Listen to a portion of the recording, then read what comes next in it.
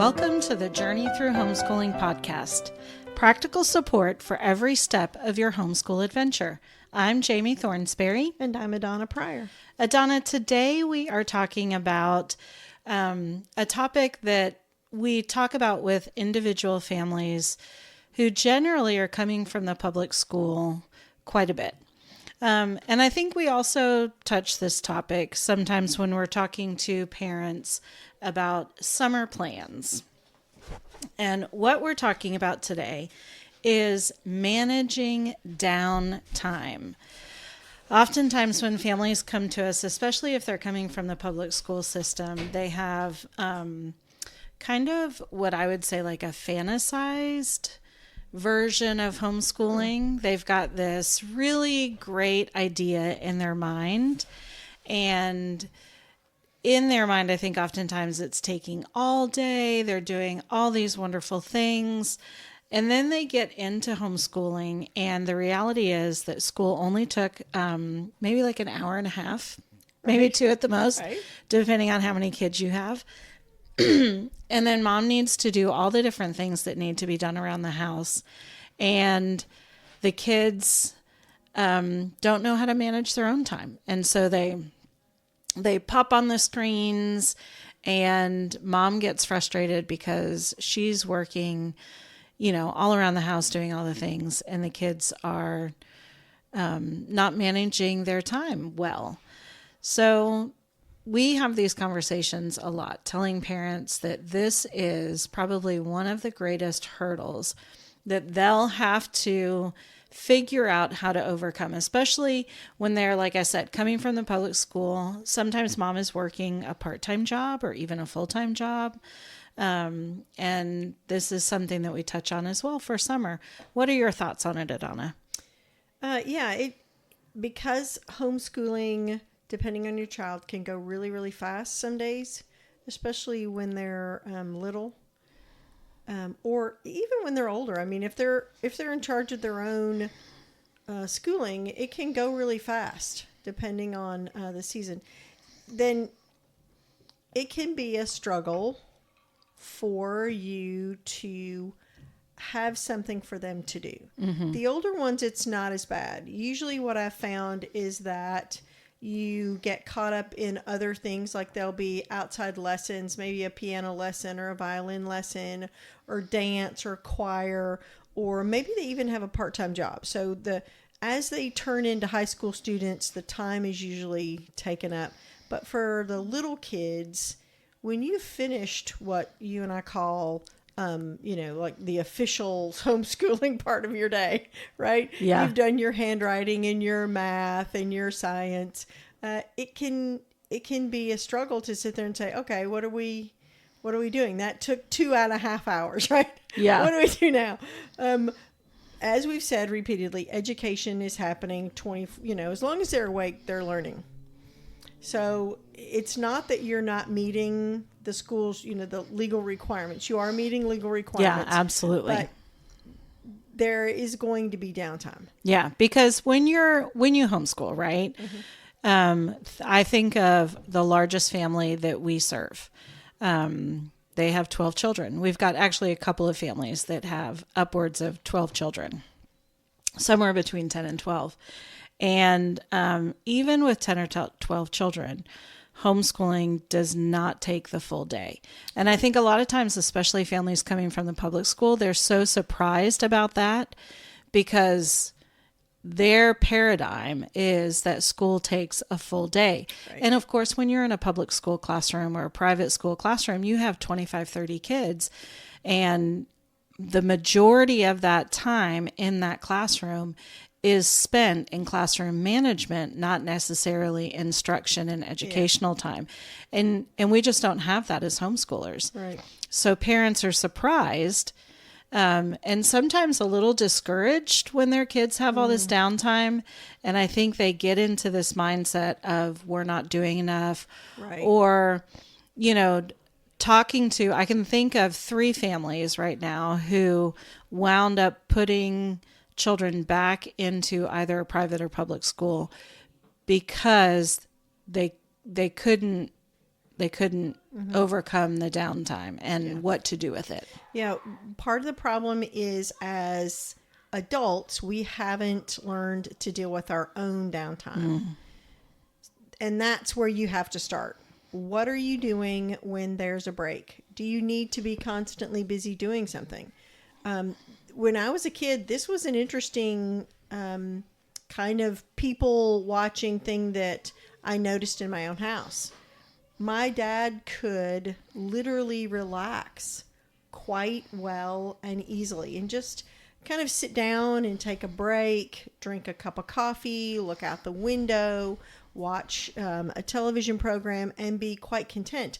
My mom liked to be moving or doing something with her hands. Even if she was seated watching a television program, she might have a sock or something she was mending in her hand, or a book, just something that was in her hand. She liked to have her hands doing something or have something in her hands.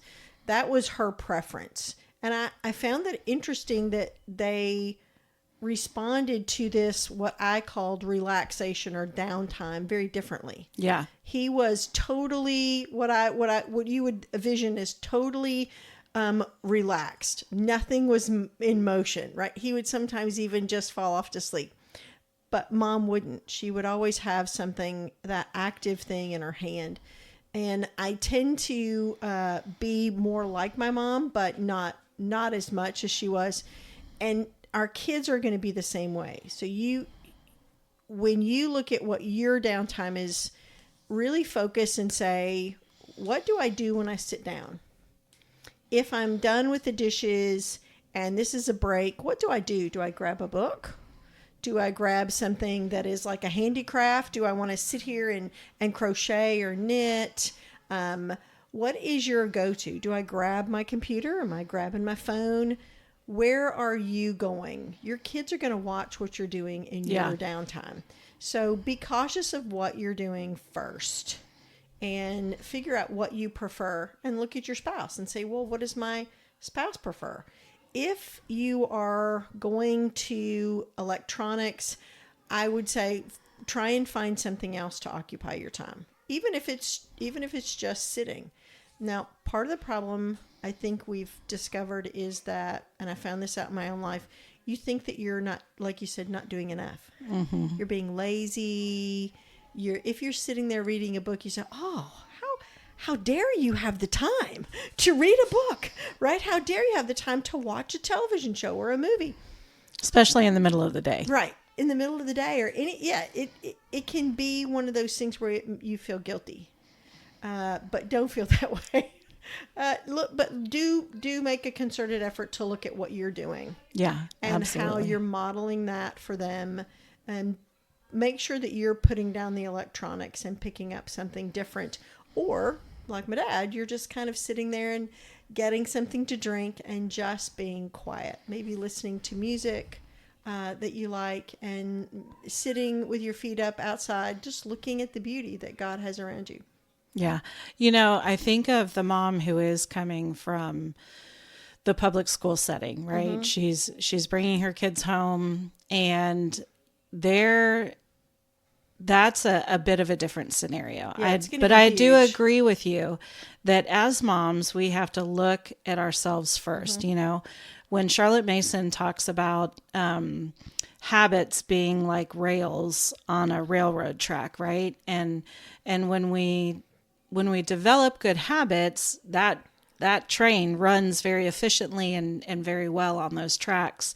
And so we've got to look at our own tracks first. What kind of habits, like you're saying, have we developed?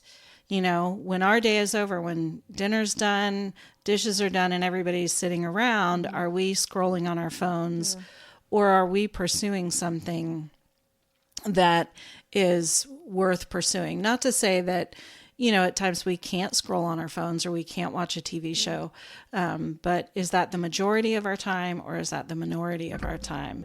And when you pull your kids from public school, we have to remember that they don't know how to manage their their own free time because they don't get that in public school. Right. And so from the time they were 5, yeah. they have been wholly occupied from someone waking them up, telling them get dressed, maybe even telling them what to wear, fixing them their breakfast, fixing them their lunch, or someone else is definitely preparing their food for them during the day. And then they're occupied for the next 8 hours. Maybe they're in the car with you or they're on a bus. Once they get to school, they're occupied with all of the tasks that are there. They have very little time to sit and try and figure out what's going on in their head, or at least, relax at all.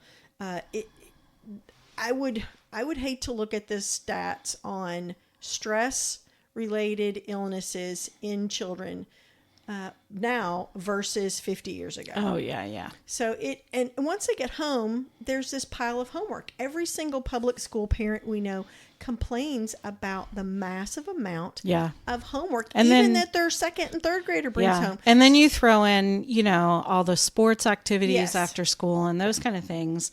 And we really have, a generation of kids that does not know how to pursue their own interests. They only know how, and not everybody, but a greater majority, I think, of us, whether it's the kids or the parents, only know how to be entertained.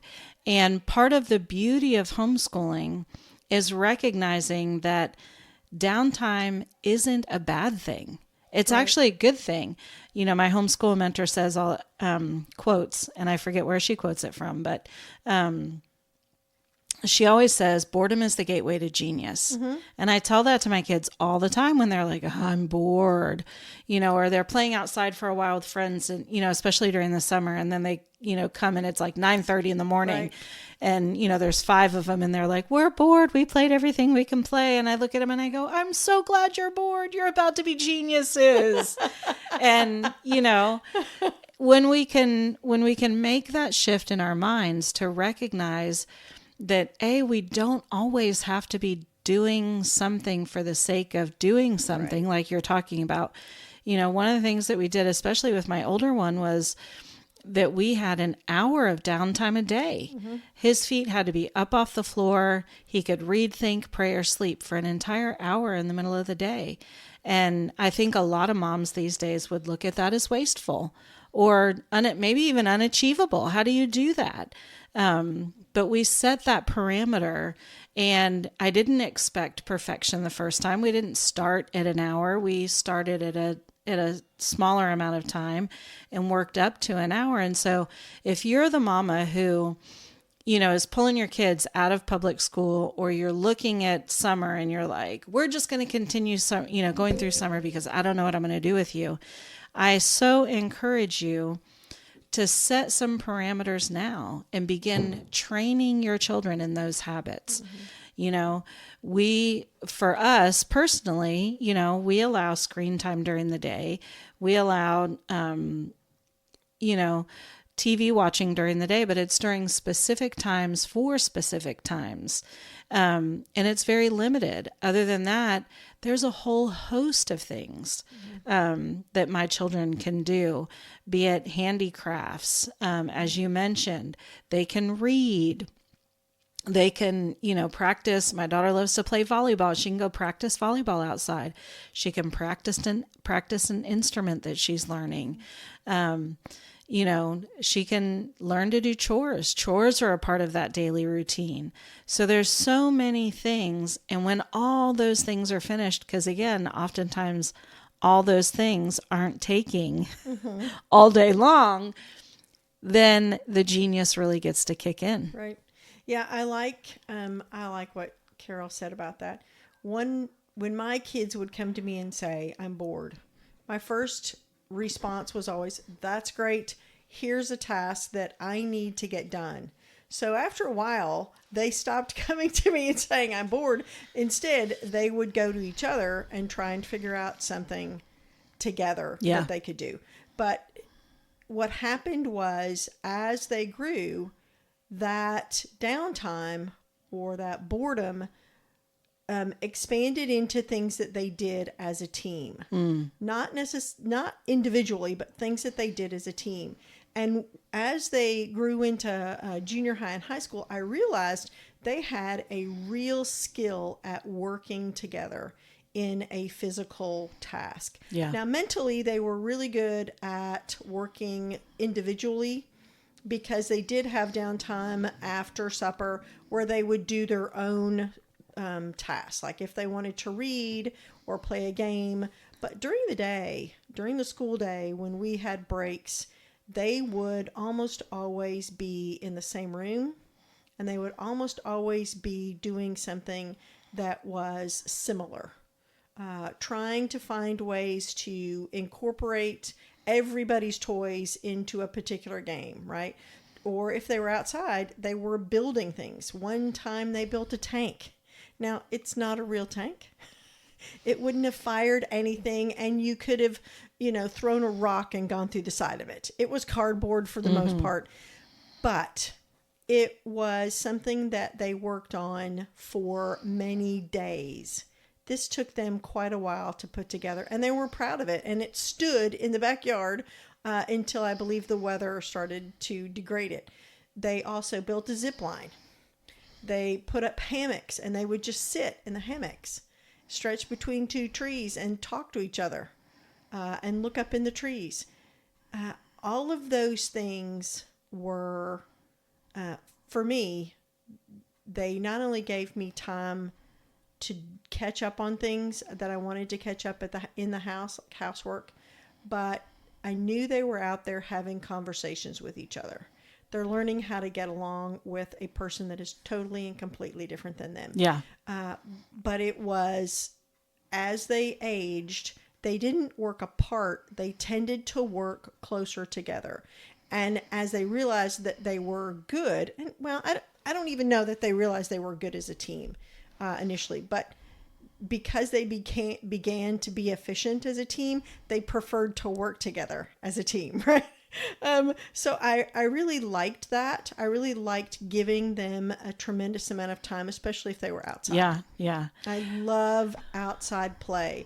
And for me, if you have that ability to let your kids go out on their own, and I'm not saying one child by themselves, you need to keep a little bit closer track, but if you've got 2 or 3 kids and they can go outside safely and explore and play on their own, then please let them do so. Yeah. If they wanted to buy rope, we would buy rope. If they wanted to buy, can we go to Lowe's and pick up some lumber, screws, and things like that? Of course, I would kind of ask them about what was going on, but sometimes I didn't. We actually have a joke in our house that one day I heard some hammering, and I paused what I was doing, and then I heard the power drill.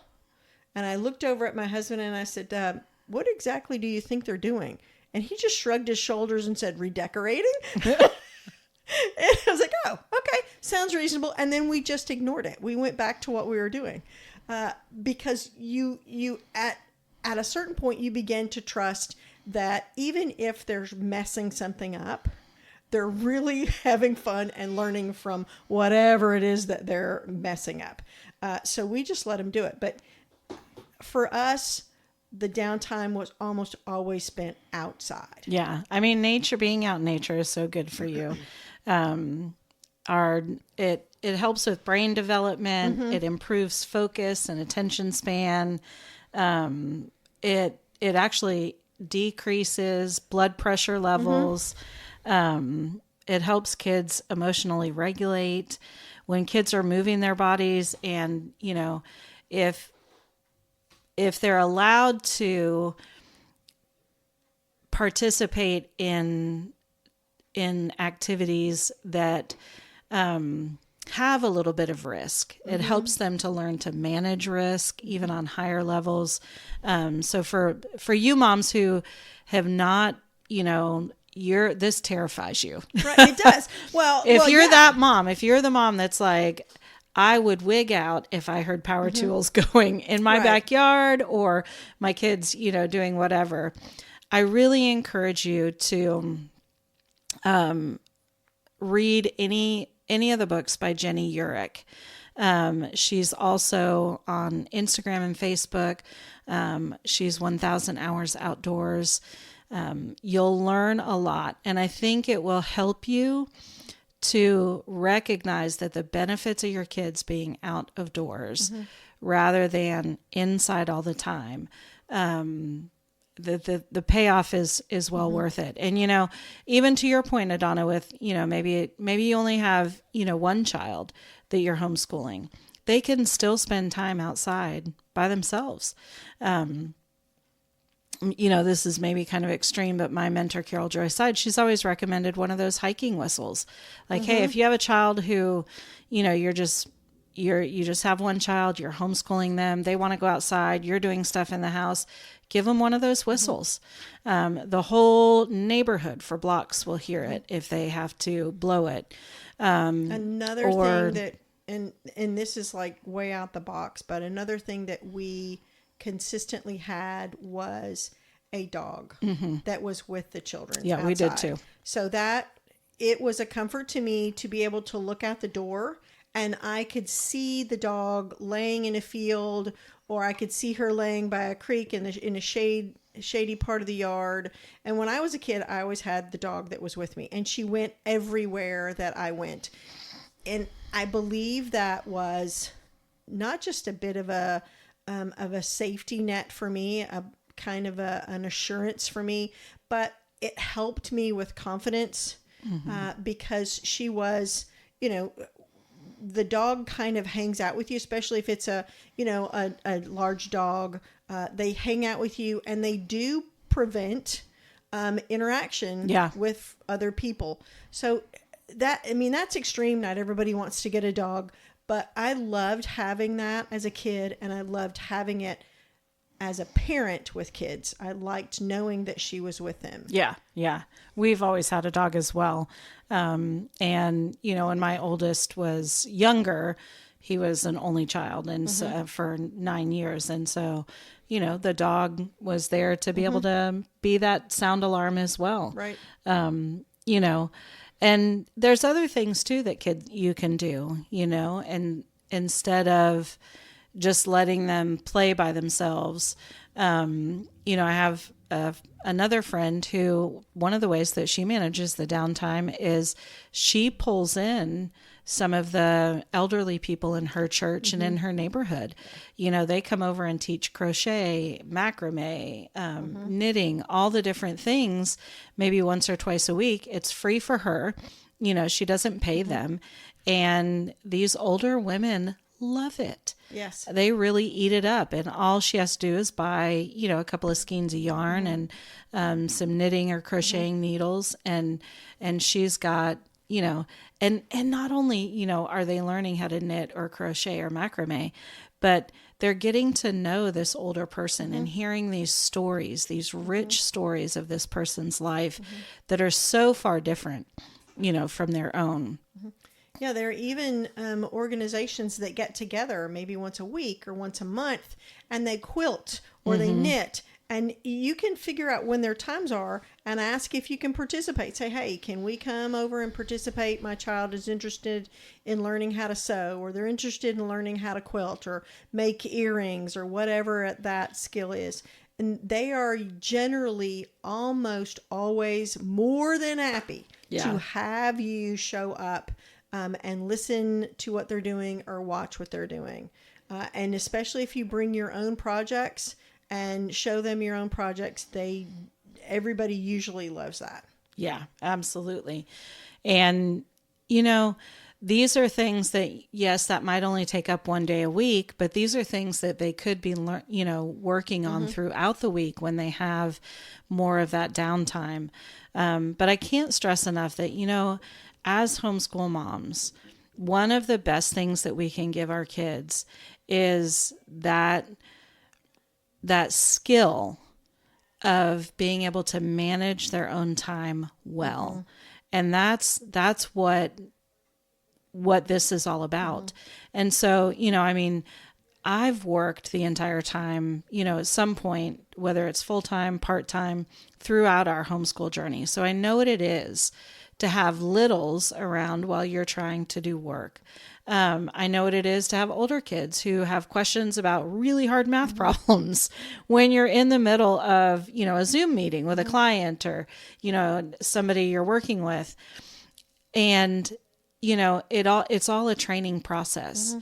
So if you're just bringing your kids home for school, or if you're looking at your first summer as a homeschooler and you're thinking, oh my gosh, what am I going to do with them all summer? Begin the training now. Start with, a small amount of time, 20, 30 minutes, depending on their age, and say, okay, you have 20 or 30 minutes. There's no screens, no TV, no phones, none of it.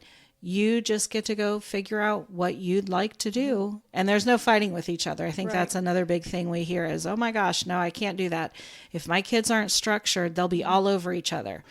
Put some boundaries on that and tell them, hey, if you can't be in the same room together without fighting, then you either need to go outside and fight or you need to be in separate rooms and help them. And, one of the things I go back to, Adonna, is when you said how your kids learned to work together. And one of the things that I admire most about your kids is the fact that still as adults, they love to be together. They love to work together. They love to hang out together. And so if you're that mom who your kids, you're bringing them home and maybe they don't really like each other or they just don't know how to get along with each other in these extended lengths of time, remember that is a training process. And you as the parent have to be the one to lead that training and that process.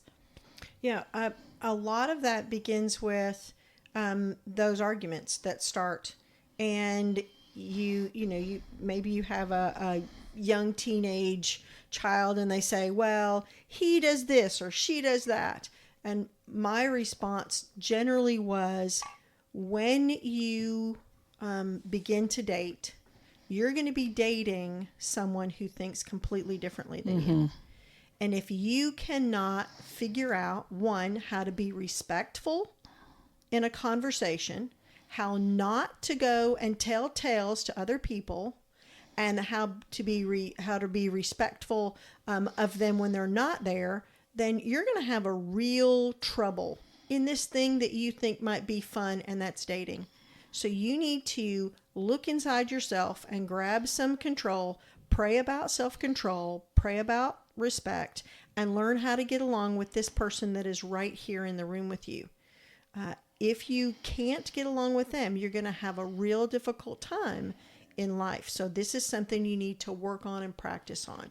And I really believe that's true. You need to work and practice on getting along with the people that you're living with in every situation. The Lord doesn't put people together unless he wants them to learn and grow together and learn from each other. That happens 100% of the time. He's not going to put you next to somebody who has no benefit for you and who you can't benefit. You're always going to be able to learn from each other. So that really is one of the biggest things that I would say about that subject. But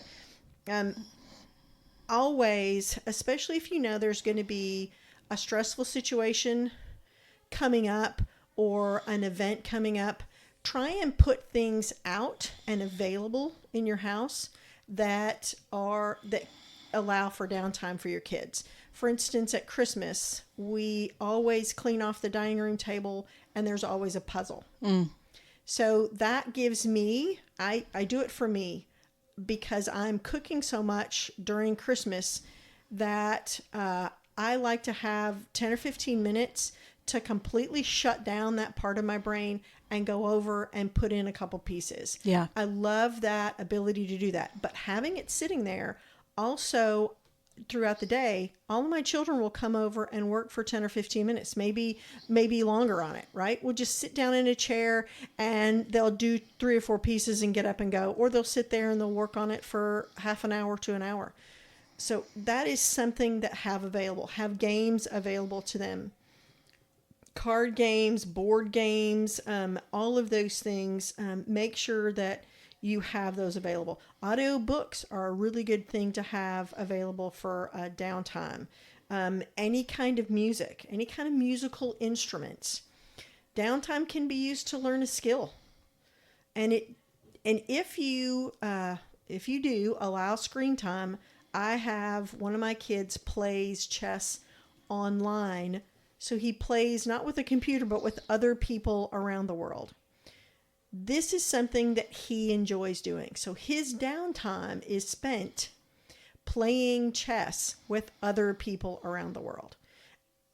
I have no clue why he decided that was going to be what he is, but he loves doing it. And it's a huge boost to his brain power, but that's just part of what he does.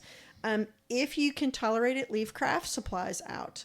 I'm not a person who tolerates a ton of craft supplies, but if you can, pencils, paper, even markers, it depends on the age of your children. You might want to put them up a little higher so the little ones can't grab them, but leave that available, or at least in an area where the children can see them and they can come to you and say, oh, this is my downtime. Can I color?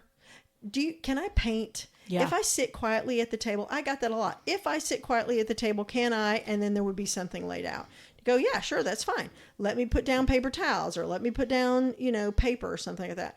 But I was constantly getting that. If I sit quietly at the table, if I don't get it on the floor, if we stay together, all of those things, and then you are presented with something, make sure they understand they have those things available. Yeah, absolutely. And they have them at their hands. But if you do have a moment where there's going to be a week where there's a lot of downtime, make sure there's something sitting out that they can get their hands on readily. Legos, blocks, something that they're interested in doing. Make sure that you have magnet tiles. Yeah, and maybe even buy something new. We get a brand new puzzle every single year. So that's just, it's just our thing that we do it in from November to December. And I work multiple puzzles during that time. But yeah, it's fun to have something brand new that they've never seen before. And it's also fun to shop for those things, to go to the aisle and say, hey, remember, next week, I'm going to be busy doing this for 4 or 5 hours. Why don't you all pick out a game? Yeah. Why don't you all pick out a puzzle? Why don't you pick out one thing that you think you might be interested in doing? Try to think ahead of what's coming up. But on a daily basis, make sure you have some simple things around that they can get their hands on. A couple of books that we've had and cherished in our homeschool. And this is like for the mom who, is like, I can't just let him go, right, willy-nilly out there in the tool shed or outside and do whatever. There's a book called The Kids Building Workshop. Mm-hmm. It's a great one for woodworking, that kind of stuff. The Boys Mechanic book is a good one. Mm-hmm. And then we've always had like lots of bug hunting books. Mm-hmm. And one of our favorites is called Wicked Bugs for young readers. Mm-hmm. And they would, go through this, look at all these different bugs, and then try to hunt them down in our yard. Not extremely pleasant for me, but the kids loved it. It took them forever. Mm-hmm. They were out there forever. Mm-hmm. There's another one called the Camping Activity Book for Kids. It's got all different kinds of projects. You don't need to be camping. I remember one of them is a solar oven. Mm-hmm. We made, my son and his friend made fun. A lean-to out in our backyard. All kinds of great things. And then there's also the Young Adventurer's Guide to Almost Everything. That's a great one. And I can't remember the name of it, but we had an actual, maybe you think this is silly. We had a book that actually taught them how to play some of the old games that we played when we were younger in elementary, like Red Rover and kickball and just all the different games, outdoor games that kids can play. And so it gave them a jumping off point. If they were, especially during the summer, if by 9:30 they were just like, we can't figure out anything else to do. Mm-hmm. Here's one of the books, Kick the can. Oh, yes, my goodness. Yeah. After dark, kick the can in the dark was one of my kids' favoriteest games. Absolutely loved it. Yeah. So those are some ideas for you to, just help you through that transition of, coming to public school or transitioning into the summer. Give your kids that downtime. Don't be afraid of it. But also make sure that you've trained them properly. Make sure that you've set the expectation of what's going to happen, given them the boundaries, and then make sure you stick to those boundaries. That's really important, because the one day that you don't stick to those boundaries, it's really going to come back and bite you for, weeks on end. Yeah. So these are the times that in 40 years, your kids are going to go, oh, you remember the time when and they're going to have something out there. These are those times when they're going to be making a ton of memories. Yeah. Yeah. I remember it was just a couple of years ago that my daughter wound up going into our creek, kind of with her friends, because they were finally old enough. And they found the remains of my son and his friend's fort back there. Ooh. And there was a helmet that they had found and hung up in one of the trees, and all these boards and stuff that they had, hammered into the tree and different things. And it was like a treasure trove of, goodness, because my son and his friend had spent literally months out there just building and playing and having a great time. And, it wasn't always, there were squabbles and, different things, but overall, those are the things that, like you said, they're going to remember and they're going to cherish, but they need to have that time where they're not directly structured by you as mom or dad. Yeah. It really is brain expanding. Yeah. You really can begin to create some of those things that you haven't been able to do because you've been in school. Yeah. And it's doable. It's doable, whether you're working or you're working in the home or you're working at home for someone else. It's definitely doable. But as the parent, you've got to take that lead and train them. And so that's what we have for today. Do you have any other thoughts, Adonna? No, I agree. Just maybe even go so far as to set a budget on some of the things that you want to buy. Yeah. Or even, encourage them to maybe ask for some things for Christmas. Yeah. To help with their downtime.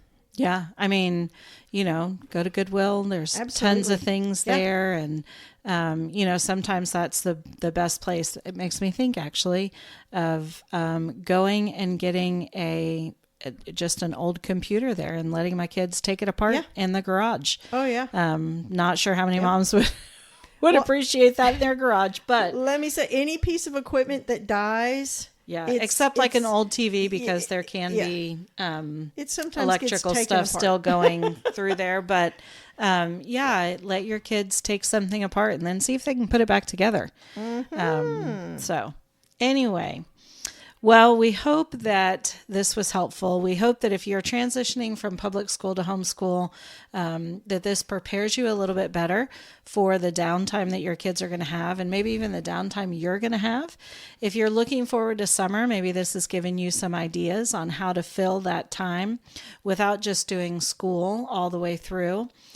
So thank you for listening to the Journey Through Homeschooling podcast. Follow us on Facebook and Instagram at Exodus Christian Academy. Like and follow this episode and share it with your friends. We would love that. If you have something that you'd like to add to the conversation, we'd love to hear from you.